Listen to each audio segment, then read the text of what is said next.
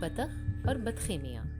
नाना नानी जब भी गांव से आते बच्चों के लिए कुछ न कुछ जरूर लाते। इस बार वो बतखों का एक जोड़ा लेकर आए। निदा, हेरा और आली बतखों को देखकर बहुत खुश हुए। बतखे मियाँ तो आराम से बैठे रहे, लेकिन बतख बेगम सारा दिन इधर उधर सैर करती रहती थी। दादी जान को बतख बेगम जरा भी पसंद न थी, क्योंकि वो चमेली की क्यारी में घुसकर बैठ जाती।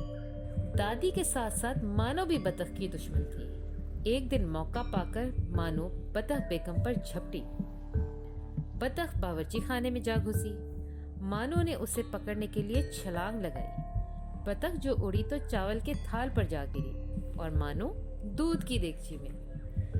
दादी जान बहुत नाराज हुई और बोली, इस बतख को फौरन वापस भेजो। लेकिन एक दिन बतख बेगम गायब हो गई। सब ने बहुत तलाश किया, मगर वो ना मिली।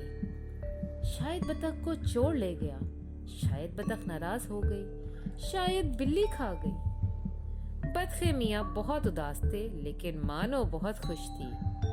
कुछ दिनों बाद, अरे बतख के चूजे, कितने प्यारे चूजे हैं। सबको बतख के चूजे बहुत प्यारे लगे और अब दादी भी बतख और उसके चूजों को प्यार करती हैं।